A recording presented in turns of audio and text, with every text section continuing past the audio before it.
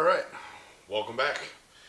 Day 2 of messing with new tech, and yeah, even though I was supposed to get outside a couple hours ago, I got a little lazy, sidetracked. I like turtles, couldn't pay attention to what I was supposed to be doing, and I kind of fell behind on my cooking. So what we're actually going to be doing today, I'm going to switch it up a little bit, do something that you guys have all seen before. Nice big old beef back rib.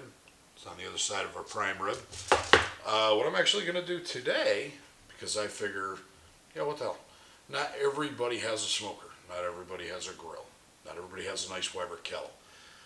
So we're going to shoot this one today for the indoor cook or the procrastinating cook, which I've definitely nailed.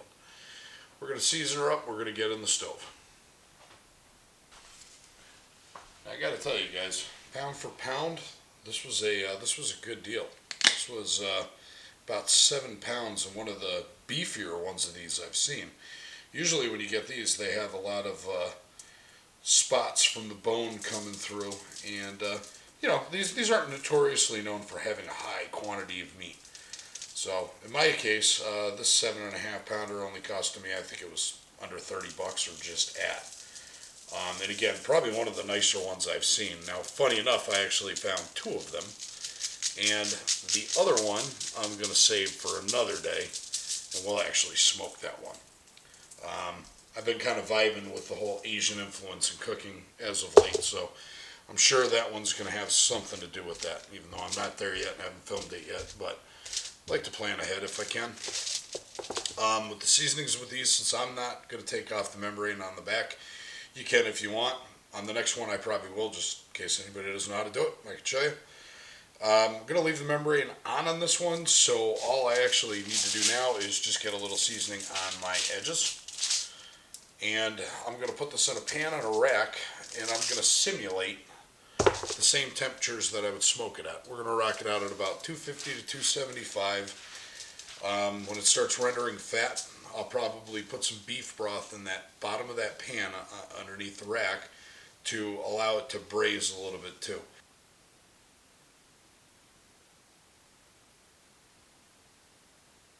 Right, guys, so since I messed up and I did not plug in my mic, I'm just going to fill this in right now.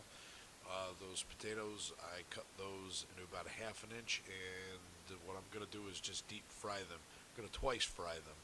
I probably only showed it once, but I actually just put them in the oil, started them at a low temperature before it was even heated up until it started frying. Then I pulled them, let them cool down a bit, and then fried them for a second time. The second time around, I scored them up a little bit, put some cornstarch on, or potato starch, to try to rough them up a little bit. Seasoned on both sides, and put some mozzarella cheese on them with a little garnish.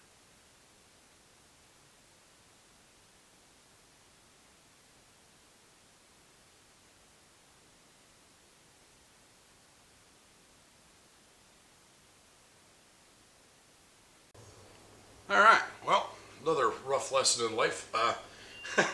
Hopefully I can figure out how to voice over. I'm going to have to learn it because during that last clip when I was doing the light frying, I screwed up. I totally never turned my mic boom on. Rookie mistake. Hey, we're all learning, no big deal. But we have made some wonderful progress with this meal. Try to lean you over without dropping your face first into the dirt. Figure out where to go. Where do I go? Alright, there we go. Nice. Throw a little mozzarella cheese on top of those taters, which I'm super excited about. I think that rather worked out nicely. Alright, now we're going to go for the taste test and see what we got. I've never made potatoes like this before. I think the cornstarch actually helped to brown them up nice and quickly. Seasoned both sides. They did sit a little while, probably about 20 minutes. So they're still nice and warm. They're not as crunchy as they would be, but again, if you were making these at your home, it's not like you'd be waiting a ½ hour to film. I want these again. Even soft, these are still good. In retrospect, I probably could have just baked them, but look at that you can achieve a crust in the stove. Don't let anybody tell you otherwise. That's the shiny side. Oh yeah. All right. Going in.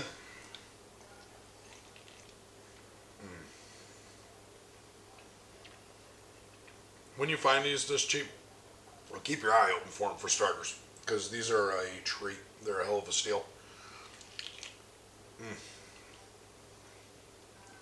Always better smoked, in my book, but there's nothing wrong with this. So if you don't have a smoker, Weber kettle, a offset smoker, a grill, you can still achieve a great flavor from inside your house. Guys, don't be discouraged. Don't pass up on a nice piece of meat because you can't do it the way you'd maybe prefer to. Because there's nothing wrong with this meal. It's really good. And with that, I'm going to leave you guys next weekend. Like I said, I really hope my lovely little fan followers sign in to take a look at what I'm getting ready to do.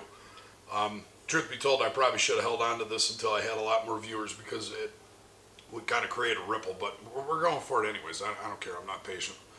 At least the 220 I think we're up to right now is really hopefully going to enjoy it. If you could, like, subscribe, share. Let's spread this if we can. And I'll catch you here next weekend.